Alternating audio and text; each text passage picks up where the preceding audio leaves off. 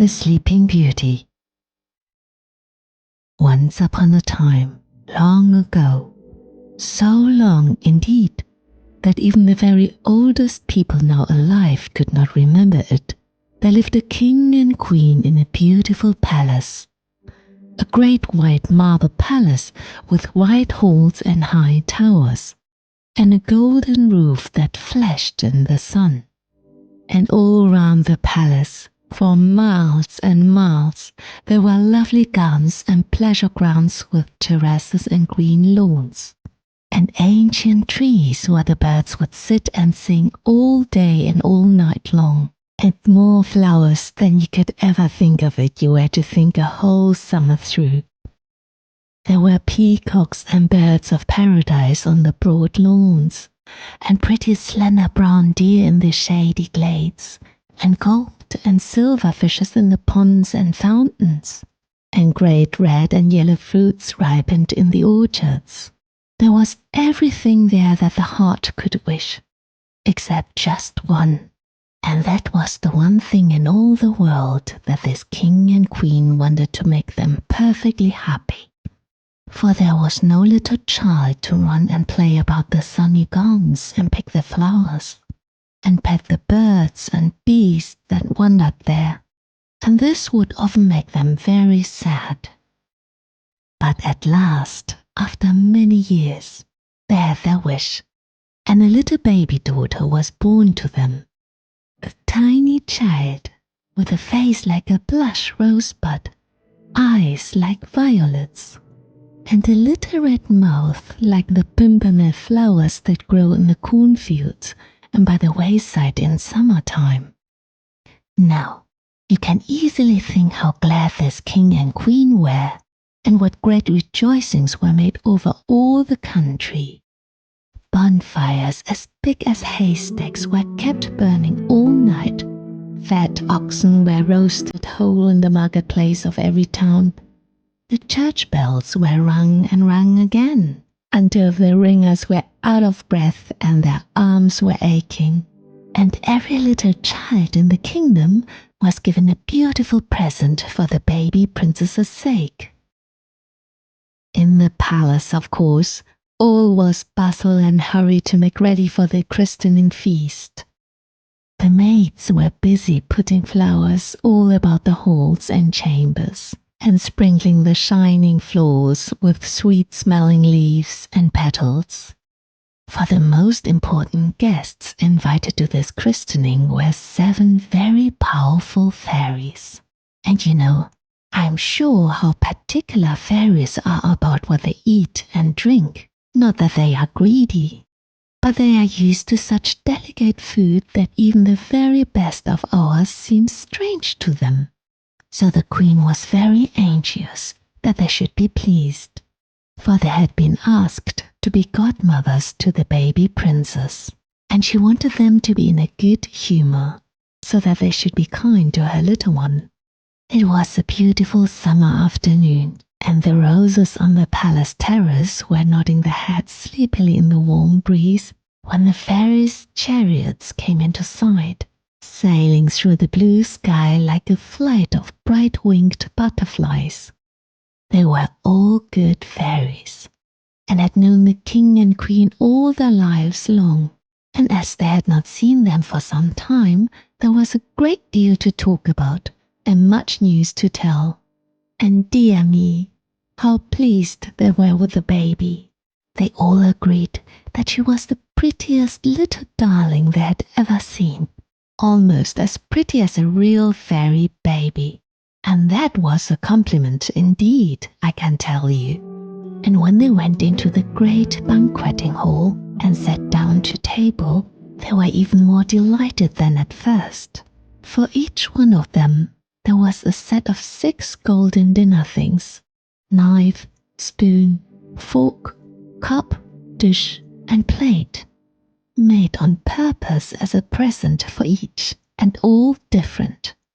One was set with pearls, another with diamonds, the third with rubies, the fourth with opals, the fifth with amethysts, the sixth with emeralds, the seventh with sapphires, and nobody could tell which was the most beautiful.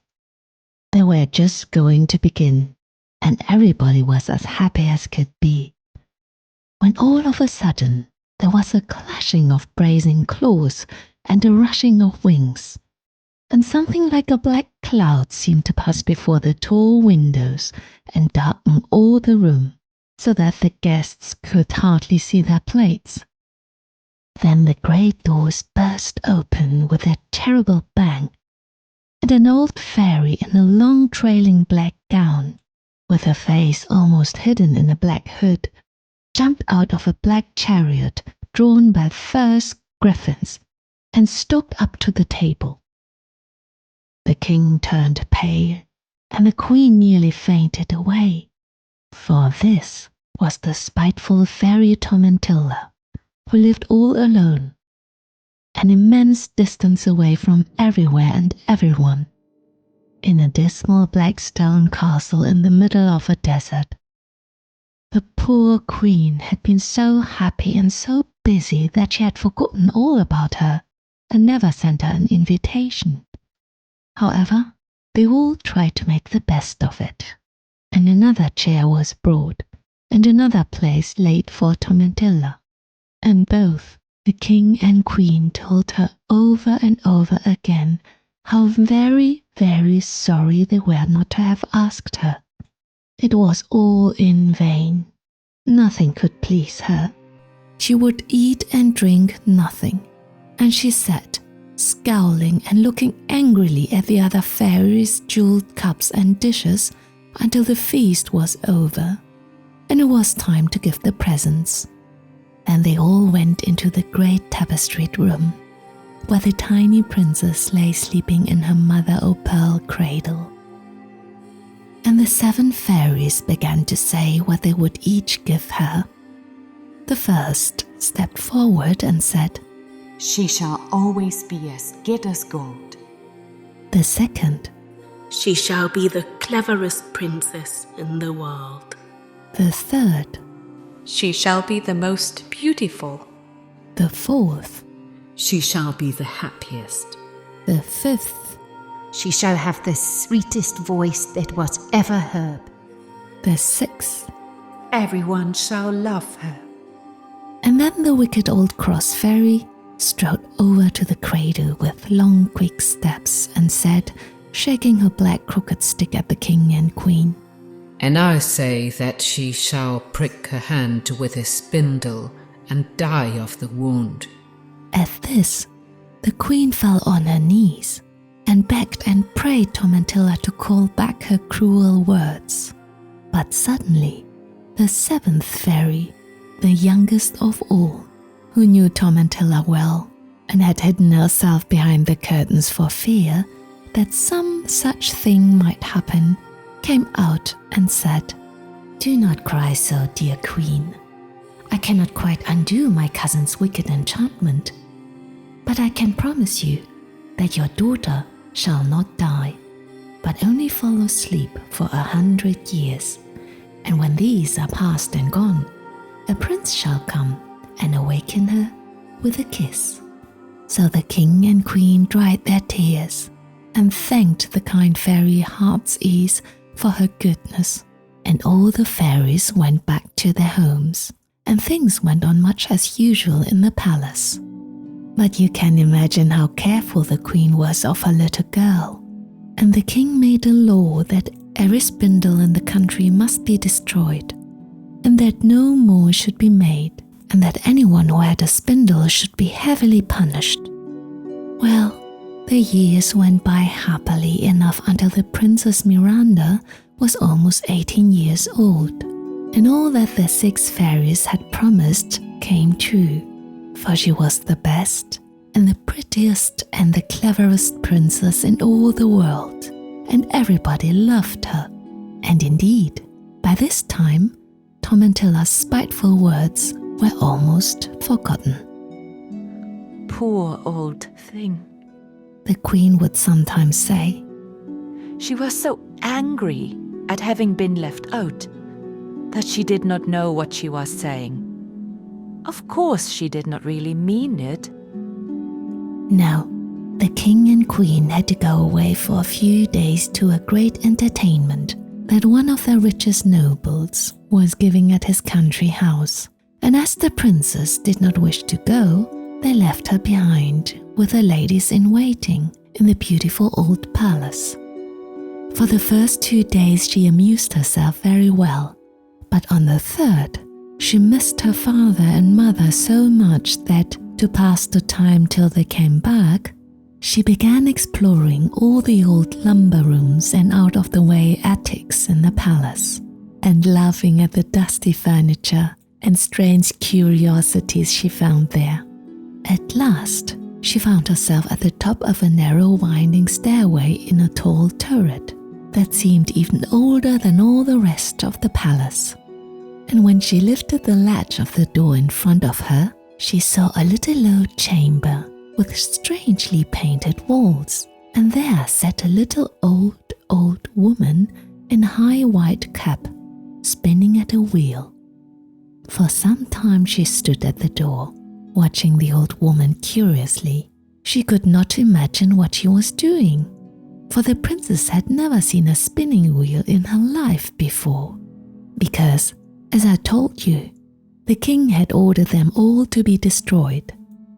Now, it happened that the poor old woman who lived in this tower had never heard the king's command, for she was so deaf that if you shouted until you were hoarse, she would never have been able to understand you. "What pretty work you are doing there, Goody! And why does that wheel go where?" said the princess. The old woman neither answered nor looked up, for of course she did not hear. So the princess stepped into the room and laid her hand upon the old woman's shoulder. Goody started then, looked up and rubbed her eyes. "Dearie, dearie me," cried she in a high, cracked voice. "And who may you be, my pretty darling?" "I am the Princess Miranda," screamed the maiden in her ear. But the old woman only shook her head. She could hear nothing. Then the princess pointed to the spindle and made the old woman understand that she wanted to try if she could work it. So Goody nodded and laughed and got up from her seat, and the princess sat down and took the spindle in her hand. But no sooner did she touch it than she pricked the palm of her hand with a point and sank down in a swoon. Immediately, a deep silence fell on all around. The little bird that only a moment before had been singing so sweetly upon the windowsill hushed his song. The distant hum of voices from the courtyard beneath ceased. Even Goody stopped short in the directions she was giving the princess. And neither moved hand nor foot towards the poor little maid, and all because she had fallen asleep as she stood. Below in the castle, it was just the same. The king and queen, who had that moment returned from their journey and were inquiring for their daughter, fell asleep before the lady in waiting could answer them. And as to the lady herself, she had begun to snore, in a ladylike manner of course, before you could have winked your eye. The soldiers and men-at-arms slumbered as they stood. The page boy fell asleep with his mouth wide open, and a fly that had just been going to settle on his nose fell asleep too in mid-air. Although the sun had been shining brightly when the princess took the spindle in her hand, no sooner did she prick herself with the point than deep shadows darkened the sunny rooms and gardens. It was just as though night had overtaken them, but there was no one in or near the palace to heed whether it were dark or light. This sudden darkness had been caused by a magic wood, which had sprung up all around the palace and its grounds. It was at least half a mile thick, and was composed of thorns and prickly plants, through which it seemed impossible for anyone to penetrate.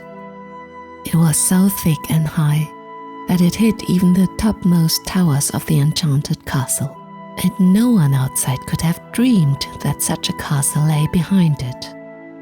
Well, and so the years went on and on and on, until 100 years had passed, and the palace and the story of it were all but forgotten. And it happened that a king's son from a neighboring country came hunting that way with his men and horses and dogs. And in the excitement of the chase he rode on and on, until he became separated from his servants and attendants, and found himself in a part of the country where he had never been before. In vain he tried to retrace his steps. He only seemed to wander farther away in the wrong direction. Presently, he came to a woodcutter's cottage and dismounted to ask his way. An old man lived in this hut, and after he had directed the prince as to the best way back, the young man pointed to a thick wood ahead and asked what lay beyond it. Then the old man told him that there was a legend that beyond the wood was an enchanted palace where a beautiful princess had lain sleeping for 100 years, and whom a prince was to awaken with a kiss. Directly the Prince Florimond heard this, nothing would serve but he must go there and see for himself if the tale were true. So he rode and rode until he came to the edge of the wood, and there he got off his horse and began to push his way through the thorny thicket.